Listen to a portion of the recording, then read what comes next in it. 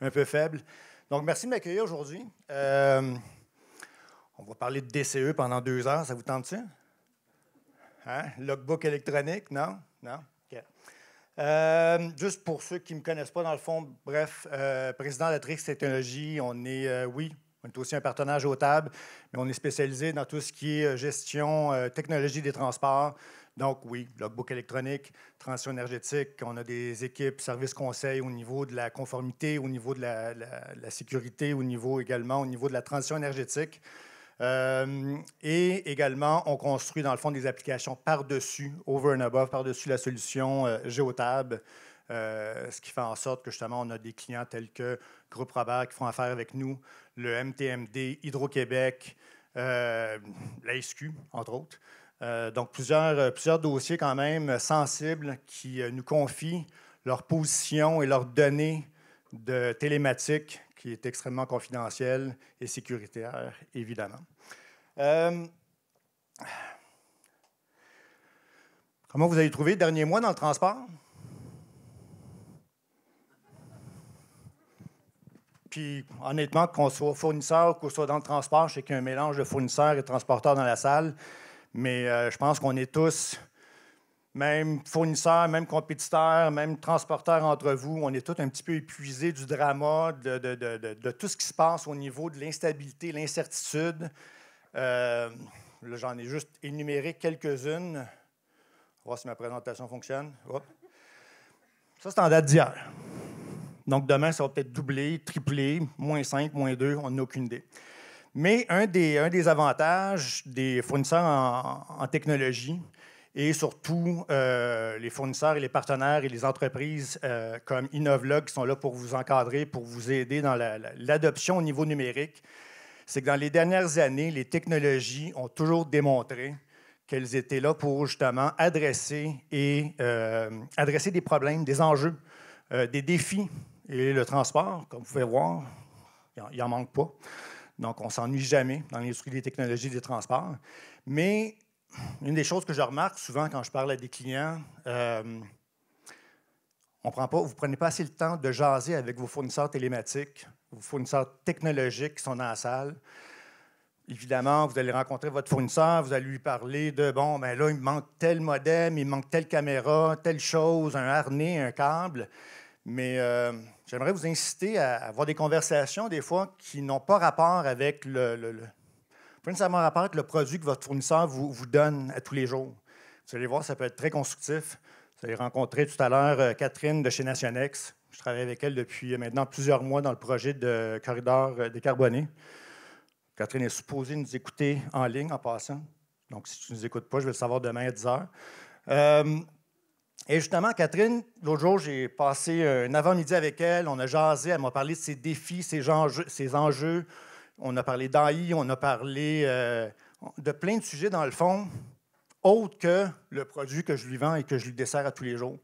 Mais qu'est-ce qu'il faut savoir, c'est que les gens dans la salle avec qui vous travaillez ont une expertise, dans le fond, qui va au-delà de vos produits et des technologies qu'ils vous fournissent à tous les jours. Et des fois, c'est le fun d'explorer, puis d'adresser, puis de partager les problèmes que vous avez avec eux. Ça fait aussi une bonne thérapie, je pense, parce qu'on en a tous besoin. Bon, rentrons dans le vif du sujet. Depuis plusieurs années, je suis impliqué dans la transition énergétique, je suis impliqué dans tout ce qui est adoption de camions électriques, un sujet chaud en ce moment. Tout le monde est en ligne pour acheter des trucks électriques, ou peut-être moins, parce qu'on est en attente des éco-camionnages. On est en attente de toute l'incertitude liée, par exemple, aux variations géopolitiques qui est en train de se passer, le fait que les États-Unis sortirent de l'accord de Paris. Donc, ça, c'est réglementation juste au Canada, les changements et les modifications qu'il y a eu dans les derniers mois. Je suis très conscient qu'on n'a toujours pas eu de report officiel ou d'officialisation au niveau éco-camionnage. Je vais vous dire, il y a beaucoup de camions présentement classe 8 dans les stationnements de vos fournisseurs de camions. Ça leur coûte cher. Ils sont patients. Ensuite, il y avait tout ce qui est éléments scope 1, 2, 3. Donc, je sais que depuis 1 ou 2 ans, tout le monde vous parlait un peu de ça. Les OEM avaient des obligations par rapport au scope 1 et 2. Et c'est pour ça que vous avez des obligations de vendre un certain nombre de camions électriques, évidemment, ou zéro émission. Ça a changé depuis le mois de novembre dernier. Ça a été reporté 4 fois. Mais ceci étant dit, 2028, il va quand même avoir une obligation pour les compagnies publiques de faire un reporting, si vous me permettez l'anglicisme, de tout ce qui est Scope 3. Et pour ceux qui ne savent pas, question comme ça, qui sait qu'est-ce que du Scope 1, 2, 3, ESG au niveau reporting, par lever de main? Oh, OK. Donc, je ne vous ferai pas un cours évolué par rapport à ça aujourd'hui, parce que c'est quand même assez exhaustif, mais toutes les compagnies publiques en haut de 700 millions de dollars par année doivent faire un reporting de leurs émissions. Donc, ils font ça dans leur document comptable. Quand vous allez sur leur site Web, ils ont une page sur effort environnemental, puis ainsi de suite. Donc, ça, c'est leur rapport de leur émission. Et ce n'est pas une nécessité gouvernementale, c'est une nécessité au niveau fiscal, comptable. C'est comme ça que les entreprises, les banques, les investisseurs évaluent le risque. Une entreprise qui n'a pas une stratégie environnementale, dans 10 ans, dans 15 ans, moyen peut-être. Peut-être que ça sera moins populaire, peut-être qu'ils vont échouer. Donc, les banques, les institutions, les investisseurs regardent comment une entreprise se conforme au niveau de sa planification. Est-ce qu'ils ont un plan stratégique pour l'environnement? Est-ce qu'ils ont des bacs de recyclage? Est-ce qu'ils ont des chargeurs auto pour leurs employés? Et au niveau Scope 3, dans le fond, c'est que ça va commencer à impliquer tout ce qui est les transporteurs. Donc, les fournisseurs tierces. Présentement, la plupart des compagnies publiques doivent faire leur rapport Scope 1 et 2. Scope 3, c'est là qu'on va commencer à travailler avec les transporteurs. Ceci étant dit, le Scope 3 est tellement complexe qu'il a été reporté 4 fois depuis le mois de novembre, comme je vous ai expliqué. Donc, ça crée un autre climat d'incertitude. Les gens ne savent plus où s'en tenir par rapport à ça, tout comme éco-camionnage et tout ce qui est au niveau des autres sociétés. Donc, ça crée une certaine instabilité. Les gens se disent « Ah, transition énergétique, éco-camionnage n'est pas disponible. Les États-Unis sortir de l'accord de Paris. Est-ce qu'il y a vraiment encore une volonté de faire une transition? » Et la réalité, c'est qu'elle est inévitable. Les entreprises qui donnent de l'ouvrage aux transporteurs dépensent en moyenne entre 2,5 et 5,5 % de leurs revenus en décarbonisation. Donc, on prend une coupe, on regarde une liste ici, Loblaw, 56 milliards de dollars en 2023. Pas beaucoup.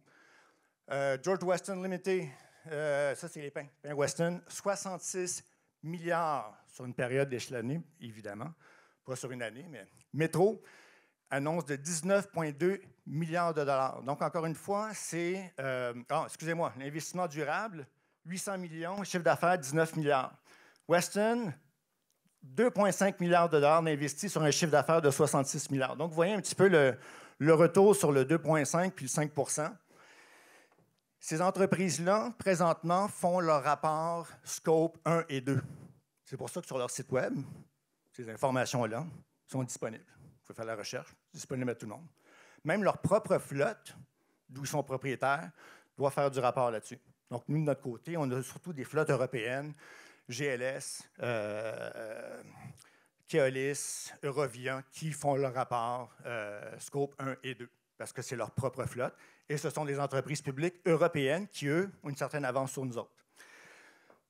Et la question, ceux qui ne l'ont pas déjà lu, si ces entreprises-là dépensent autant d'argent dans des bacs bleus dans leurs bureaux, des chargeurs véhiculaires pour leurs employés, puis des panneaux solaires qui, oui, des fois font un job, mais des fois la font peut-être moins, considérant que leur plus gros facteur en GES, c'est le transport. Pensez-vous vraiment que c'est une mode qui va disparaître? Ça va-tu comme, fini la transition décarbonisation du transport, c'est fini. Il faut juste regarder ces chiffres-là. Ça n'aurait aucun sens que ces entreprises investissent autant, sachant que leur plus gros facteur contributeur, qui représente entre 70 et 30 % de leur émissions de carbone, c'est leur transport. Donc, c'est pour ça qu'il faut quand même garder le cap. Même aux États-Unis, il y a des grandes sociétés qui maintiennent le cap, des J.B. Hunt de ce monde, des UPS, des FedEx. Peu importe ce qui se passe au niveau géopolitique avec le clown de l'autre bord de la frontière, la transition énergétique continue d'avoir lieu. Par contre, je vais vous l'accorder, on s'est peut-être garoché un petit peu. On a peut-être été un petit peu trop rapide dans nos efforts, puis Là, on met des classes 8, puis on essaie de faire des gros trajets sans trop d'expérimentation, sans infrastructure de recharge. Heureusement, le virement au niveau politique au Canada fait en sorte qu'on est en train de revoir un petit peu la stratégie. On va prendre un petit peu plus notre temps, on va réfléchir plus à comment le faire, s'assurer que tous les parties prenantes sont impliquées, collaborent ensemble. Et ça implique également chacun des fournisseurs qui sont dans la salle, pas juste les transporteurs, parce que c'est vraiment un élément de collaboration. On parlait des données tout à l'heure. En passant, les données, les solutions télématiques sont anonymisées. C'est comme votre téléphone Google. Si personne n'avait Google Maps, personne ne se serait rendu ici aujourd'hui. Personne n'a eu l'information sur le trafic non plus. Mais ça ne veut pas dire qu'il y a quelqu'un dans son sous-sol qui est en train de vous checker où est-ce que vous en allez. Là. Ça, faut arrêter un petit peu. Là.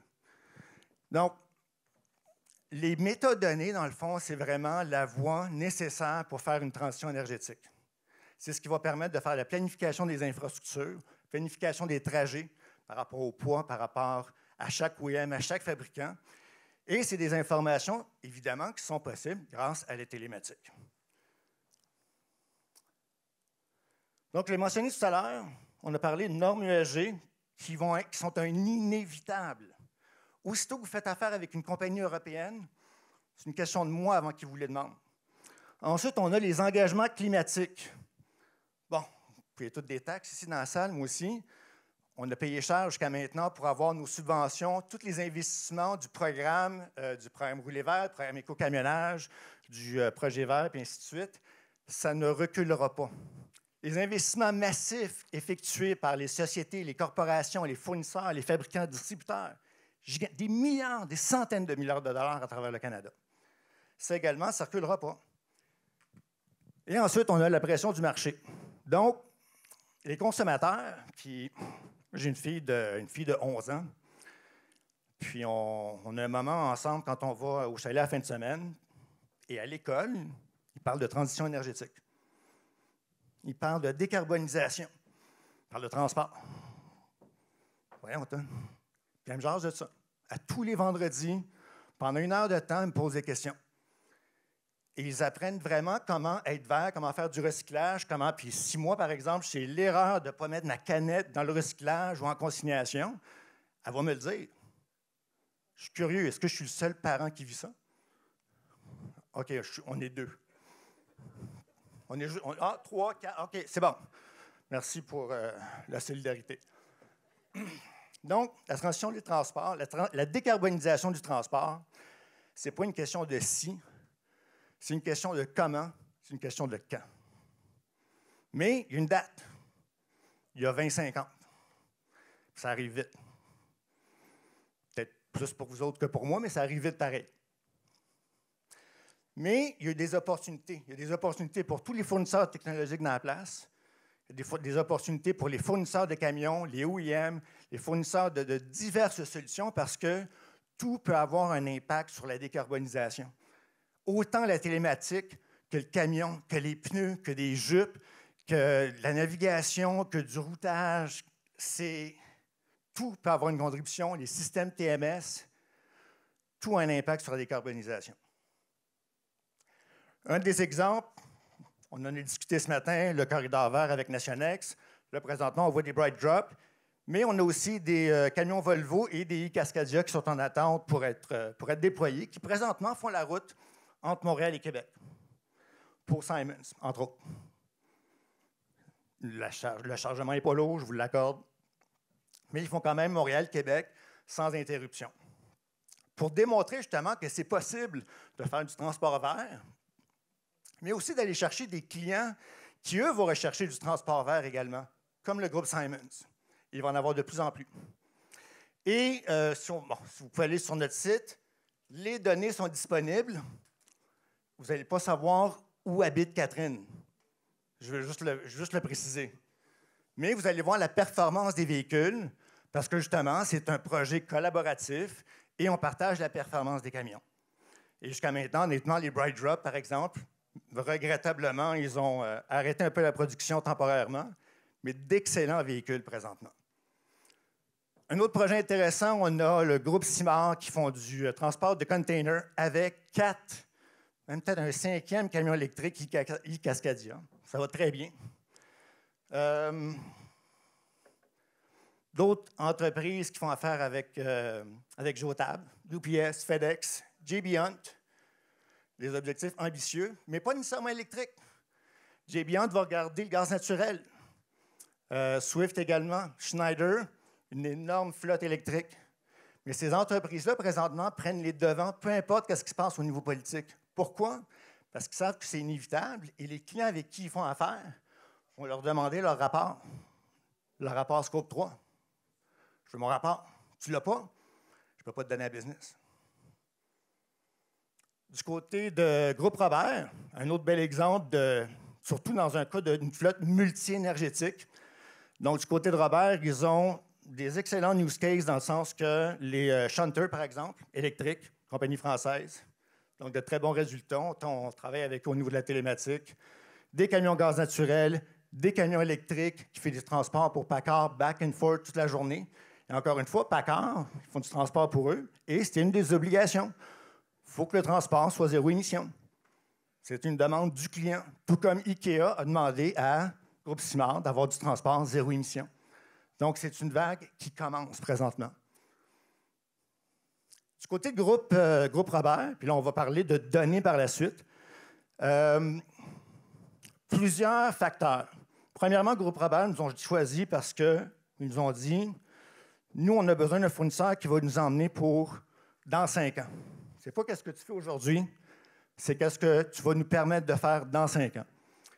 Donc, on a développé plusieurs choses avec eux, certaines qui incluent l'AI, entre autres le scanning et la gestion des bons de travail, des factures, de tout ce qui est paperasse, avec un scan, mais également un processus localement sur la tablette qui nous permet de scanner puis d'interpréter le contenu de chaque BOL.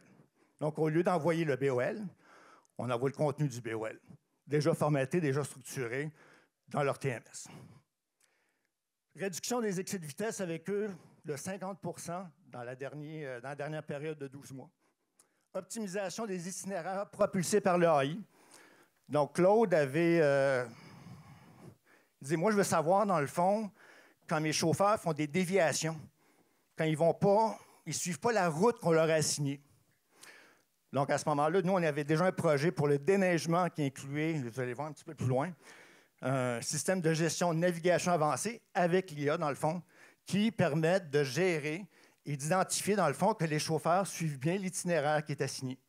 Ça nous permet de faire du transport spécialisé, ça nous permet de faire du transport d'autobus, déneigement. La solution est propulsée par l'AI, mais également peut s'adapter à chaque type de vocation. Quelque chose qui aurait pris avant peut-être 5 ans à développer, avec l'IA, on a été capable de le développer en 6 mois. Et, entre autres, l'IA nous permet maintenant de faire presque 65 de notre code. Donc, on est capable de faire plus avec moins de programmeurs. Donc, même chez vous à l'interne, c'est des choses que vous allez pouvoir faire. Dans le cas de Robert, on a 29 millions de données par jour. Donc, ça, c'est l'élément clé ici. 29 millions de données par jour. Lors de la dernière conférence ici, justement, on parlait avec beaucoup d'algorithmes et beaucoup de mots compliqués, la nécessité au niveau de l'IA. Mais la nécessité est là. Les 29 millions de données par jour, aucun humain ne peut processer ça. Mais l'IA, lui, est capable de le faire. Est capable de dire, OK, où sont les opportunités d'optimisation? Considérant les marges en transport qui sont quand même restreintes, l'IA nous permet justement de prendre ces 29 millions de points de données-là et de les optimiser. Donc, on a parlé tout à l'heure un petit peu de le generative AI, le conversationnel, puis ainsi de suite. Et c'est vraiment, dans l'avenir, une interface télématique, en réalité, va ressembler à ça. Vous allez converser avec votre solution, tout comme vous conversez présentement avec ChatGPT. Vous allez demander, montre-moi la carte de mes véhicules. Montre-moi, dans ce cas-là, j'avais demandé la consommation moyenne d'un des groupes, d'une des divisions. Vous voyez, ça m'a donné la réponse, je vais reculer. Pose la question, on a la réponse. Ensuite, on a l'analytique guidée qui nous permet à ce moment-là d'avoir des gars de maintenance qui disent « OK, coach-moi, aide-moi à faire la réparation que je dois faire. » Ou même mieux encore, le dire à un chauffeur, dire au chauffeur « Hey, j'ai un fault code qui vient de m'allumer. » Le système va pouvoir dire au chauffeur que la réparation est faisable pendant qu'il est sur la route, sur son trajet. Il peut même trouver où est la pièce. Il peut même le guider sur comment faire la réparation ou le changement du filtre, par exemple. Donc ici, on voit un autre exemple de quels sont les codes d'erreur les plus nombreux dans ma flotte. Et là, on est capable d'identifier et de faire les réparations en conséquence. Il y a une multitude d'opportunités qu'on peut faire. Ça, c'est qu'un début. Mais c'est une idée de dire, ceux qui sont gestionnaires dans la salle, on déteste tous rentrer dans notre système comptable puis extraire des rapports. Est-ce que je me trompe? Les rapports, sors-moi le rapport, sors-moi le rapport. Non, tu vas avoir une donnée, tu vas avoir une information, tu t'assieds avec un employé, tu fais les données par rapport à un seul et unique employé. Tu rentres là-dessus, tu poses la question, tu as la réponse. That's it. C'est tout. Sauve du temps, tu es efficace, tu n'es pas obligé de te casser la tête.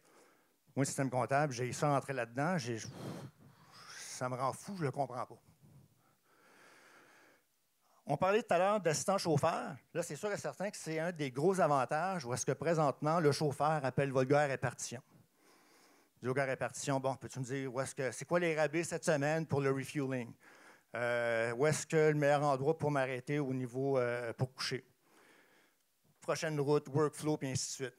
Mais l'IA peut vraiment optimiser tous ces processus-là avec le chauffeur et d'être un assistant, plutôt qu'à soit le répartiteur, qu'à un moment donné, il y a de la friction entre eux parce que des fois, ils sont tannés de se parler. Bien, l'IA va pouvoir assister le chauffeur s'il est bien, s'il connaît les politiques de l'entreprise, si aussi, par exemple, nous, on a fait un algorithme qui permet justement d'identifier où sont les stations de refueling partenaires avec lesquels on peut avoir un escompte. Donc, chaque flotte a des escomptes privilégiés avec certains fournisseurs. Donc, à ce moment-là, nous, on sait où est-ce qu'il est rendu, son log, le niveau de son carburant, et on va lui dire proactivement, sur son trajet, où est-ce qu'il doit se refueler par rapport aux escomptes qu'il y a avec ses fournisseurs. Et juste ça peut sauver d'énormes sommes au niveau économique de carburant, parce que présentement, les gars vont juste refueler où est-ce qu'ils pensent que c'est le moins cher. Mais je peux vous dire, aux États-Unis, d'un comté à l'autre, il peut y avoir 25 % de variation. Là. Puis des fois, c'est juste 5 km plus loin. Donc, assistance mécanique, coaching de la conduite, responsabilité. Quel est l'état de mon DCE? Quel est l'état de mes heures de service? Beaucoup d'informations, dans le fond, avec lesquelles le chauffeur peut interagir et avoir l'information en temps réel. Et pour les répartiteurs, bien là, ce qu'on parle, c'est une gestion dynamique en temps réel de toutes les activités de gestion. Et là, on revient encore une fois à la gestion d'une flotte multi-énergétique. Parce que l'avenir, inévitablement, ça va être ça. Il va y avoir des camions électriques, il va y avoir des camions diesel, il va y avoir des camions diesel EPA 27, il va y avoir des camions hydrogène, il va y avoir des camions gaz naturel, tout ça dans la même flotte. Avant, ces gestionnaires-là avaient une seule énergie à gérer avec une infrastructure de réapprovisionnement établie, reconnue et répartie. Mais maintenant, chaque véhicule va réagir d'une façon différente par rapport au chargement que vous allez mettre, par rapport à l'élévation de son trajet, par rapport à la température et les conditions climatiques. Donc, il y a de multiples facteurs qui vont faire en sorte que peut-être que mardi prochain, ce camion-là, il faut le réassigner sur une autre route et il faut mettre un autre véhicule à la place. Et encore une fois, ça, c'est un processus que, de mon côté, j'ai travaillé là-dessus pendant plusieurs années, que seul l'IA, dans le fond, est capable d'automatiser, faciliter. Parce qu'il y a tellement de facteurs qui ont une influence là-dessus et tellement de types d'énergie qui s'en viennent que c'est vraiment ça la solution sur une transition énergétique, multi-énergétique. Donc, prévision de la demande également, on a parlé un petit peu plus tôt, maintenance prédictive, gestion dynamique des chargements, optimisation du route, navigation, puis ainsi de suite. Ça, c'est vraiment présentement un des plus importants facteurs de gain qu'on est capable d'aller chercher avec l'IA, parce que, puis surtout, puis il y a plein de services avec Google, puis ainsi de suite, que vous pouvez utiliser à l'externe également pour optimiser vos routes, qui qui va prendre en considération température, conditions climatiques, et ainsi de suite. Nous, on va rentrer dans nos facteurs aussi. Ben, c'est quoi les délais, par exemple, au poste de la frontière? Est-ce qu'il y a des éléments, conditions climatiques ou quoi que ce soit qui sont en temps réel aujourd'hui qui peuvent avoir un impact sur vos routes? Donc ça, c'est des éléments aussi que, sans Lyon, on ne serait pas capable de faire. Au niveau de données, premièrement, les données sont anonymisées dans pas mal la totalité des solutions télématiques.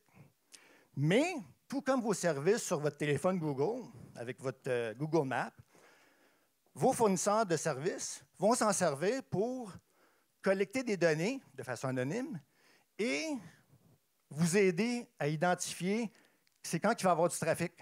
C'est quand le meilleur moment pour partir du bureau puis d'aller à l'aéroport, par exemple. C'est quoi, combien de personnes à cette station d'essence-là ou à ce truck stop-là, dans le fond, à telle période de la journée. Et ça, habituellement, ce n'est même pas votre solution télématique qui partage ces données-là, ça va être le téléphone de l'utilisateur. Ou ça va être DriveWise, qui est sur toutes les technologies télématiques. Ou ça va être le batteur Cummins, avec du IoT dedans. Ou ça va être les pneus qui sont connectés.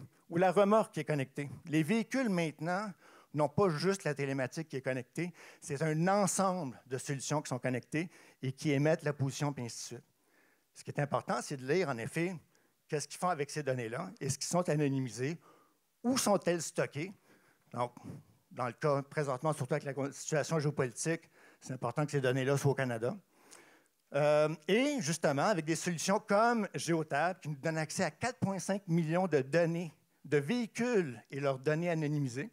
Donc, encore une fois, pensez à Robert qui émet 29 millions de données par jour.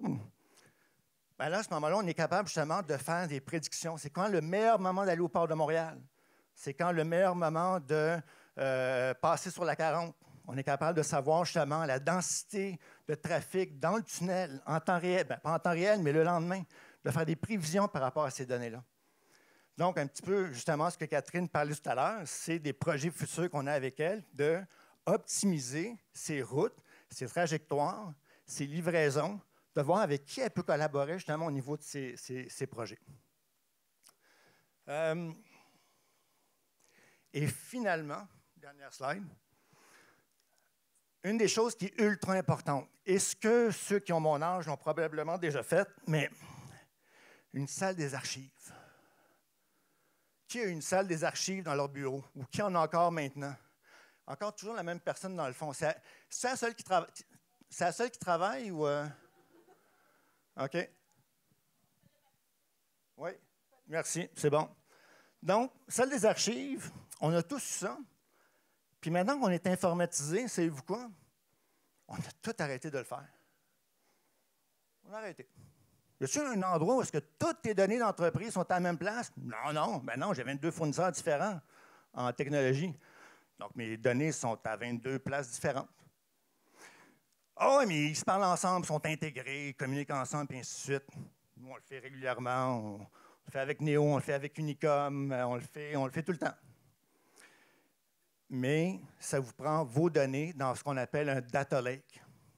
Vous voulez vraiment prendre le plein potentiel du AI, fiez-vous pas juste sur nous autres. Prenez l'initiative, prenez quelqu'un de neutre, de tierce, dites, je veux toutes mes données à la même place. Je veux mes données TMS, MMS, Isaac, Geotab, Atrix, warehousing, comptable.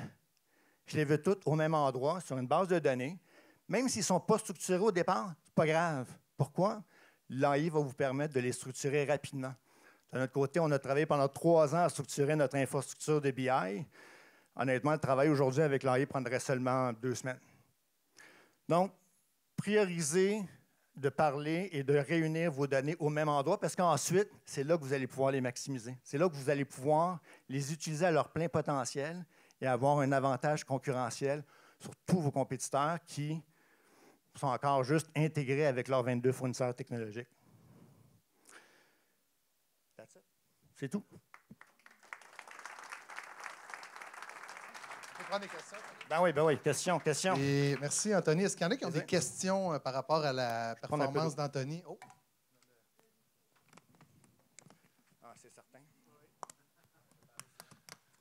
Donc, c'était une question que j'avais posée à l'autre conférence, mais ça, c'est toujours bien. C'est ça, l'IA va peut-être prendre plus de décisions, mais est-ce que ça ne serait pas mieux de partager le choix des décisions entre l'IA et l'humain pour que l'humain prenne des décisions plus basées sur eux, puis que l'IA plus opérationnelle? C'est une excellente question. Je l'ai trouvée très bonne tout à l'heure aussi. Donc, ça dépend toujours de quoi. Je vais vous donner un exemple. Il y a plusieurs années, dans mon ancienne vie, dans mon ancien job, mettons qu'on avait une variation à chaque année de 28 000 d'inventaire, disons. Mon comptable me disait, là, je disais à mon comptable, genre, ben là, il faut que j'engage quelqu'un pour gérer cet inventaire, ce manque d'inventaire-là. Oui, mais ça va te coûter 35 000. On parle de ça il y a longtemps. Ça va te coûter 35 000 pour gérer ton 28 000 d'inventaire. Tu fais quoi? OK, je laisse tomber le 28 000 d'inventaire que je perds, puis je le prends pour acquis. Avec l'IA, ça va être un petit peu la même chose. Il y a des initiatives, donc au niveau du code, par exemple, les développeurs chez nous se servent de ça comme un outil pour travailler plus rapidement. Dans le fond, c'est comme s'ils avaient un groupe d'employés qui travaillent pour eux. Et ils valident, leur job, c'est de valider justement que tout est bel et bien fonctionnel. Mais il y a d'autres fonctionnalités que, là, à ce moment-là, tu as peut-être moins besoin d'avoir une vérification et tu peux faire confiance à l'IA. Mais mieux encore, dépendant de comment ton infrastructure est bâtie, tu peux créer une infrastructure qui va se valider. Donc, tu vas avoir un IA, par exemple, qui va scanner un document, mais tu vas en avoir 3 autres qui vont vérifier que le document, avec un autre langage et une autre stratégie, qui va vérifier que le document, le scan initial est bel et bien correct.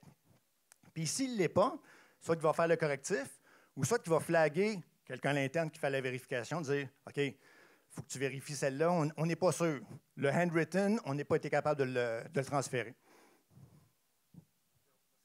Oh, on a une autre question.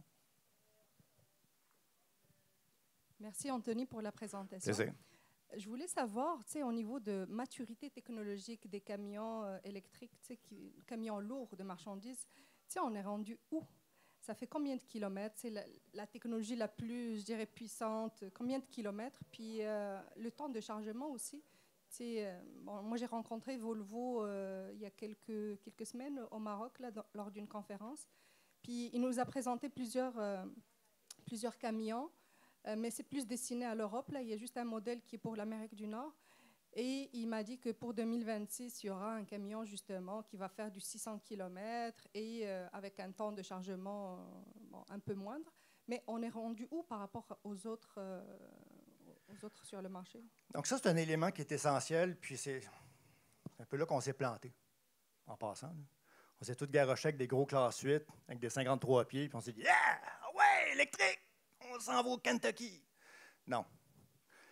Mais en Europe, Paris, dans le fond, depuis janvier 2025, tous les camions classe 4, 5 sont obligatoirement zéro émission électrique. Et ensuite, c'est un processus sur plusieurs années. Donc là, à un moment donné, c'est 6-7 qui va être obligé d'être électrique également. Puis les autres ne seront pas permis dans le quadrilatère de la ville. Donc ça, c'est des pratiques en Europe qui commencent à être de plus en plus populaires et justement qui forcent une adoption technologique zéro émission d'une façon réaliste, avec des trajets et des distances qui sont raisonnables. Donc présentement, si on parle de distance, en moyenne sur une année, dépendant des températures, ça peut varier entre 200 et 350 km. Mais la réalité, c'est quand on regarde du transport local, même des fois du transport régional, c'est très facilement faisable. On parle de véhicules, des straight body, des classes 7, des classes 6, des classes 5, évidemment. Tous ces véhicules-là sont éligibles à une transition et, si on regarde dans le cas des Bright Drop, justement, il y a un ROI, même sans subvention, à aller chercher. Donc, c'est vraiment, il y a un avantage, mais aussi, soit dit en passant, au niveau des technologies de batterie. Si je vous dis demain matin, pas demain matin, mais qu'il y a déjà des technologies qui existent, qui se rechargent 50 % plus rapidement que les technologies existantes, qui ont 50 qui sont 50 % plus légers et qui sont capables de faire, pour l'équivalent présentement des batteries qu'on met dans un e-Cascadia, qui seraient capables de faire l'équivalent de 1000 km, c'est-à-dire Montréal-Toronto, aller-retour. C'est des technologies présentement de batteries qui existent, lithium sulfure, C'est présentement en essai en Australie. Et c'est des technologies qui s'en viennent. Et le seul enjeu qui reste par rapport à cette technologie-là, c'est la capacité, la quantité de cycles de recharge. Donc, c'est des choses... Oui, le coût, mais une Tesla coûtait 200 000 il y a 10 ans. Là, ben, on fait des graffitis dessus, mais bon, ça, c'est une autre conversation. Les coûts vont descendre, plus on va avoir de l'adoption. Mais c'est juste pour dire que ces technologies-là arrivent, ils s'accélèrent, tout comme les technologies au niveau de l'AI accélèrent considérablement. Donc, ça s'en vient. Il n'y a plus de limitation, il n'y a plus de frein. Il faut être ouvert, il faut regarder, il faut rester à l'écoute, il faut faire le premier pas, il faut prendre des risques, il faut se planter, il faut réessayer. Ça répond à la question. Hein? Hey, Anthony, l'événement il est diffusé en ligne. Puis là, je viens d'apprendre qu'il y a des questions en ligne, mais je vais laisser Sullivan te poser la question live en ligne. Merci, Sullivan. Bonjour à tous, est-ce que vous m'entendez bien? Oui. Oui. Donc on a une première question en ligne de François Papillon. La question, c'est comment identifier des collaborateurs potentiels de transport dans un contexte d'anonymisation des données? Merci beaucoup.